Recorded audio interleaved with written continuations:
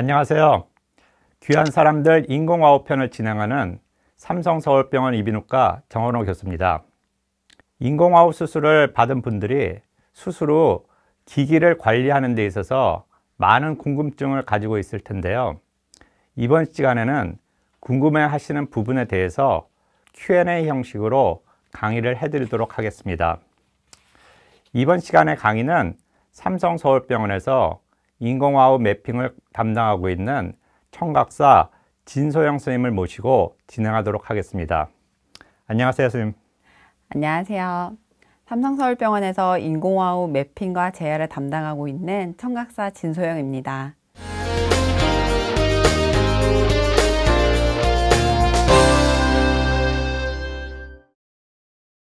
네, 그럼 강의를 먼저 듣고 진행을 하도록 하겠습니다.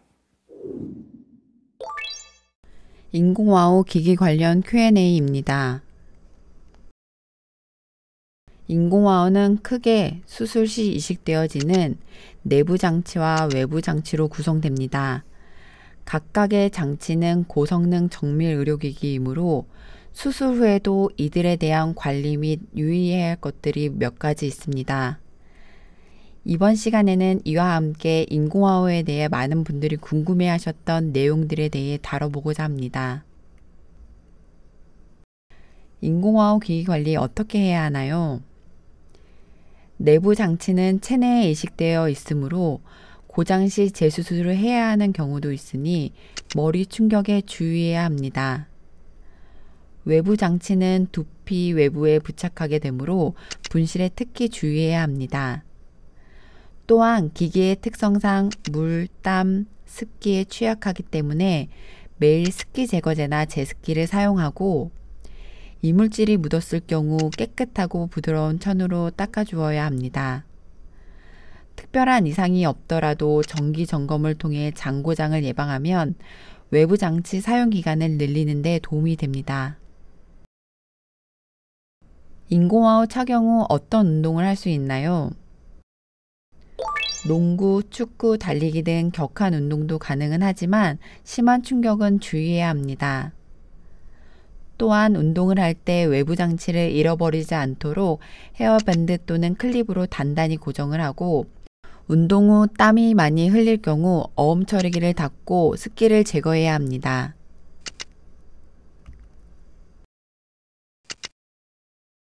아쿠아팩을 사용하여 수영도 가능합니다.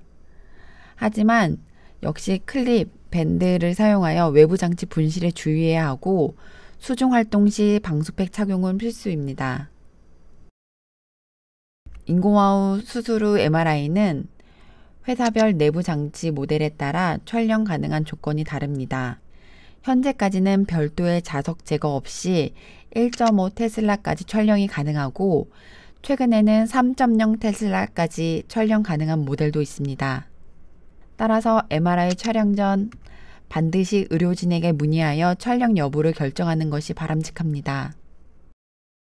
또한 MRI가 촬영은 가능할지라도 그림처럼 자석이 들어가 있으면 간섭 효과로 내부 장치 근처의 영상을 얻을 수 없기 때문에 수술 전 반드시 고려하는 게 좋겠습니다. 물론 수술로 자석을 제거하면 아무런 문제 없이 촬영 가능하고 자석은 MRI 촬영 직후 다시 넣을 수 있습니다. 정전기가 발생하면 인공화호가 고장날까요? 정전기는 인공화호의 내부 장치에 영향을 주지 않습니다. 외부 장치는 드물게 소리 자극이 중단되는 경우도 있고 전원 꺼짐이나 인공화호에 저장된 프로그램이 지워져 소리가 안 들리는 경우도 있습니다. 강한 정전기가 발생할 수 있는 활동을 할 땐 외부 장치를 빼놓는 것을 추천하고 정전기 방지 스프레이를 사용하는 것도 정전기를 예방할 수 있는 방법입니다. 비행기 탈 때 주의사항입니다. 비행기 타기 전 인공화호 회사에서 제공하는 인공화호 사용자 카드를 준비합니다.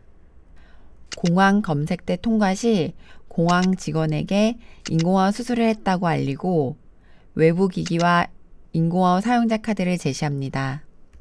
비행기 이착륙 시와 비행기 안에서도 인공화호 사용이 가능합니다. 소음 상황이나 학교에서 더 잘 들을 수 있는 방법이 있나요? 인공화호 사용자는 대부분 향상된 수행력을 보입니다. 조용한 환경에선 건청인과 차이를 많이 보이진 않지만 소음 상황에서는 상당한 어려움을 겪습니다. 이를 도와줄 수 있는 방법은 FM 시스템을 사용하거나 청각 보조기기를 사용하는 방법이 있습니다. FM 시스템은 송신기와 수신기를 통해 학교에서 선생님의 말소리를 인공화호로 들을 수 있게 도와줍니다. 청각 보조기기는 회사별 외부기기 종류에 따라 다르게 적용됩니다. 이러한 기기들은 블루투스 장치에 연결되어 음악 듣기, TV 보기, 전화 통화에서 향상된 청취를 할 수 있도록 도와줍니다. FM, 송신기, 수신기 신청은 어떻게 하나요? 학교 선생님께 신청하여 교육청에 무료로 대여하는 방법이 있고, 정보통신 보조기기 신청으로 지원받는 방법이 있는데, 정보통신 보조기기 신청은 신청 기간을 확인해야 하고 일부 개인 부담금이 발생합니다. 회사를 통한 개별 구입도 가능합니다. 내부 기기의 수명은 반영구적이어서 고장이 날 때까지 사용 가능합니다. 외부 기기의 수명은 5에서 10년 정도이고 관리 정도에 따라 연장 가능합니다. 인공화호 외부 장치 언제 바꿔야 하나요? 기기를 분실하였거나 수리 불가 판정 시 기기를 교체합니다. 최신 외부 장치는 구형 내부 기기와 호환 가능합니다. 본인의 청력 상태나 조건, 라이프 스타일에 맞는 제품을 골라서 외부 장치를 업데이트 하실 것을 권장합니다. 네, 강의 잘 들으셨죠? 이번 강의는 Q&A 형식으로 잘 설명을 해드렸기 때문에 제가 몇 가지 많은 분들이 궁금해하는 내용을 다시 한번 요약해서 말씀드리도록 하겠습니다. 이 내부 장치가 이 귀 뒤쪽에 여기에 위치하고 있기 때문에 머리 충격을 받으면 내부 장치 주변으로 출혈을 할 수가 있습니다. 이런 경우에는 이 귀 뒤가 부풀어 오르거나 혹은 이 자석으로 붙여두는 것이 갑자기 떨어져서 자석이 잘 붙지 않는 경우가 생기게 됩니다. 이런 경우는 병원에 오셔서 내부 장치에 문제가 있는지 없는지를 확인하고 출혈이 있을 때는 그에 적절한 치료를 받는 것이 중요하겠습니다. 외부 장치는 사실 굉장히 고가이기 때문에 이 분실을 하게 되면 상당히 손해가 많고 또 듣지 못하기 때문에 그 관리가 매우 필요한데요. 아까 강의에서 말씀드렸듯이 이 단단하게 헤어에 잘 붙여주는 여러 가지 방법을 통해서 머리에 잘 부착을 시켜줘서 분실하지 않는 것이 중요합니다. 그런데도 불구하고 간혹 분실하게 되는 경우가 있는데요. 외부 장치가 분실되었을 때는 어떤 절차가 필요한가요? 보험급여로 구매하시는 경우 분실신고서가 필요합니다. 인공화호 분실신고서는 경찰서에서 사용자 이름으로 발급받으셔야 하고 이비인후과 진료 시 외부기기 처방을 받으시면 됩니다. 그리고 많은 분들이 궁금해 하시는 게 우리가 인공화호를 찾으면 평생 사용하게 되는데 우리는 다른 신체가 아프면 MRI를 찍게 되는 경우가 상당히 많습니다. 그래서 MRI가 필요한 경우에 어떻게 하는 것이 굉장히 궁금하실 텐데요. 아까 강의에서도 잘 설명을 해드렸지만 MRI는 자기장 내에서 촬영을 하기 때문에 그 촬영기 내에 들어가게 되면 자석이 망가지게 되고 자석 부위에 영상이 나오지 않게 됩니다. 예를 들어서 뇌질환이 의심되어 뇌에 MRI를 착용하거나 혹은 다른 신체 부위에 MRI를 착용할 때 이 자석이 문제가 될 수가 있습니다. 최근에 시행되고 있는 인공화호의 자석은 이것을 위해서 3.0 테슬라의 MRI에도 망가지지 않는 자석을 넣어 두었기 때문에 현재 최근에 사용되는 인공화호는 MRI 촬영에도 별 문제가 되지 않습니다. 단지 뇌 촬영을 할 때는 그 자석 주변에 영상이 나오지 않기 때문에 그런 데서 화질이 좀 떨어질 수 있는, 영상이 보이지 않는 경우가 생길 수 있습니다.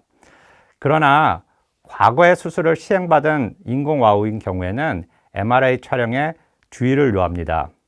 따라서 수술을 받으신 후에 MRI 촬영이 필요하신 분은 어떤 주의가 필요한지 담당 의료진에게 꼭 확인하는 것이 중요하겠습니다.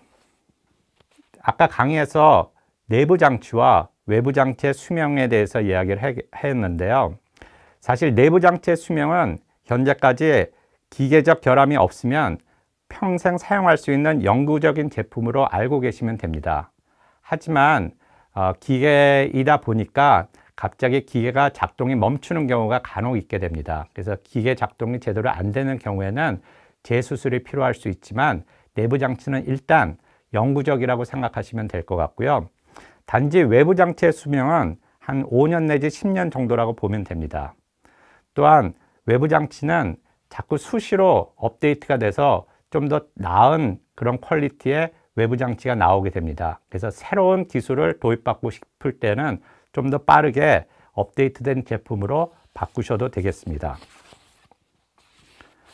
이번 시간에는 인공와우 수술 후 기기 관리에 대해서 Q&A 형식으로 말씀을 드렸습니다.